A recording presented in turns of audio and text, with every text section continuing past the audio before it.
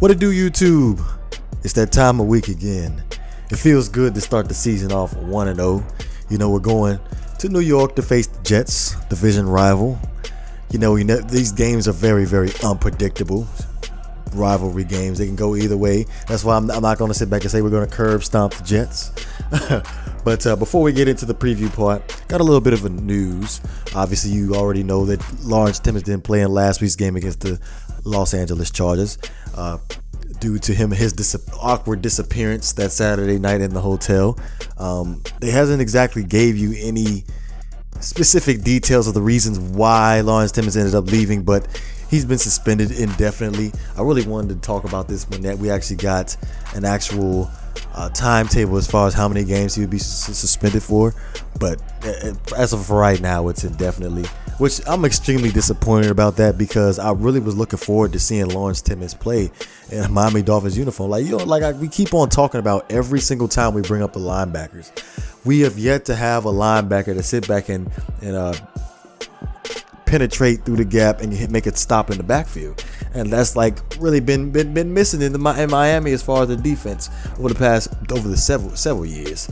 But later on in the week, we ended up trading with the New Orleans Saints Stephone Anthony for a 5th round pick.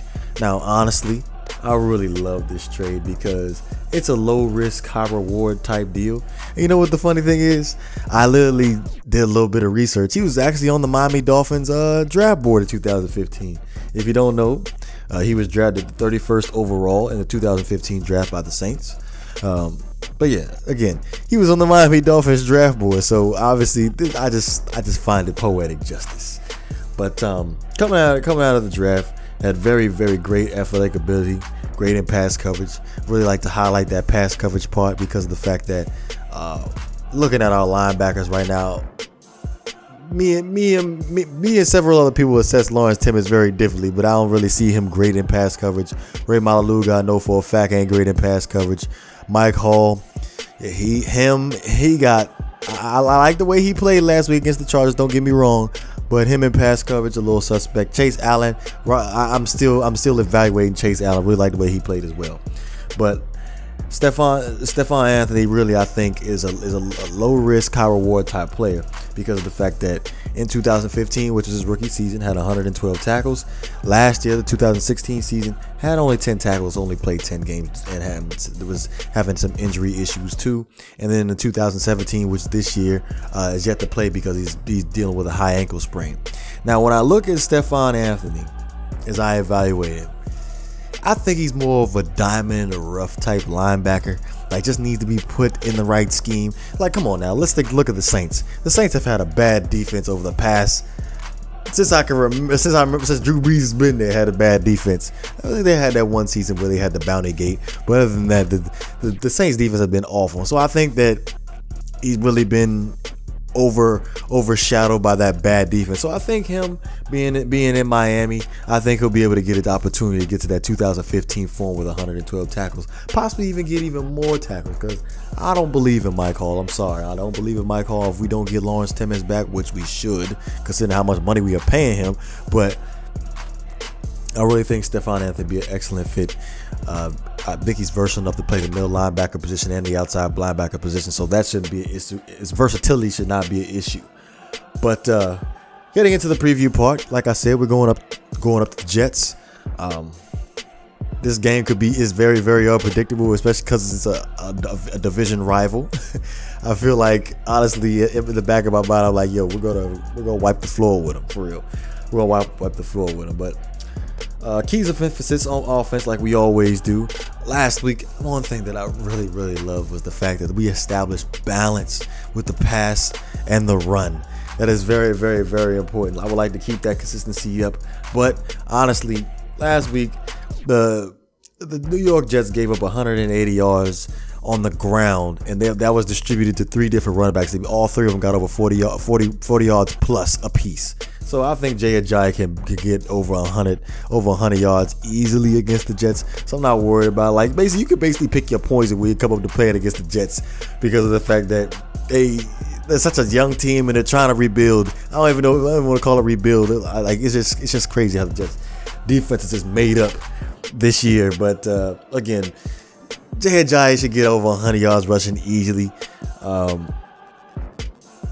Like Jay Cutler, this should be a great opportunity for Jay Cutler to, I know last week we did a lot of dip and dunk passes. Adam Gase was upset with himself about the fact that he didn't really advance the offense the way he wanted to. But hey, I'm not complaining about it. Let's save our goodies for more of a significant team. And I feel the same way about the Jets. Let's save our goodies for a more significant team. I think we can play half-ass this game, and we can come out with a dub. As far as the whole play calling thing, as far as how we play, we got to put 110%. But play calling, I think we can put probably like 50% in, like we did with the Chargers. Dip and dunk stuff, nothing too sophisticated. And like always, the offensive line. The offensive line is the most, that's always going to be under the microscope for the Miami Dolphins. Laremy Tunsil. I know Jamal Bushrod, Juwan James, and of course Mike Pouncey. And on that left guard position, Anthony Steen, he was going in and out a lot last week. So I'm trying to figure out what's going on with Anthony Steen. But the importance of the offensive line staying healthy, that is imperative. But looking at last week's game against the Raiders, Derek Carr went for 23 for 28 for 230 yards and 3 touchdowns and no picks. So I'm expecting almost a similar amount of numbers with Jay Cutler. So like I said, this is a good opportunity for Jay Cutler to get the offense, get the chemistry down with the receivers as well. Like, he did have good chemistry last week, but let's continue to improve, build upon that. Defensively, excuse me. Last week I didn't give the linebackers praise. Chase Allen, Kiko Alonso, and Mike Hall. I didn't give them enough praise for the way they played last week. We gave up less than 50 yards rushing last week. That is excellent compared to the last 3 or 4 seasons where we end up averaging over 120 yards rushing. So I'll give them praise. I don't think Ray Maluga is going to end up playing this week, so we might have the same linebacker core this week with Mike Hall, Chase Allen, and Kiko Alonso. Pressure the quarterback. Like, if you don't know, Josh McCown is the starter, and I had to look this up because it feels like he's been in the NFL forever. He's literally played for 8 teams. He's played for 8 teams. Pressure is very imperative with any quarterback. If you don't put pressure on the quarterback, they're gonna look like an all-star back there. Just think about that year, Joe Philbin's last year. We made everybody sit back and look good because we couldn't get no pressure on the quarterback. But pressure is key. William Hayes, Ndamukong Suh, Cam Wake, which I really think that they need to increase Cam Wake's snaps a little bit more because of the fact that, like, I feel he's more of a rhythm type defensive player where he has to be in for a significant amount of snaps for him to get to the quarterback. So I would like to see his snaps increase this week against the Jets. Also, he has excellent success against the Jets. I don't even think ever since he's been playing the Jets, he's never not had one sack against the Jets. Look that statistic up. But in the secondary, like last week, I complained about the miscues in the secondary. This is a great test. Like this, they have a whole different receiving core this year for the Jets. Last year they had Eric Decker and they had Brandon Marshall. By the way, Byron Maxwell got murdered last year against Brandon Marshall. Oh my goodness! But this year they got Jermaine Kearse. They got from the Seattle Seahawks, and they have Robbie Anderson. I remember seeing him. He was like the third slot receiver in our final game against the Jets. Not really that great, but and Matt Forte. They were the 3 leading receivers last week. So this would be a great test for our Miami Dolphins secondary to clean up the miscues as far as in coverage. Like, I'm really gonna be looking at Maxwell this game because last week I didn't like the way he played either, and I made that prediction at the beginning of the season that I honestly don't think he's gonna make it to the end of the year as a Miami Dolphin. But hey, time will tell. But that's all I got for real.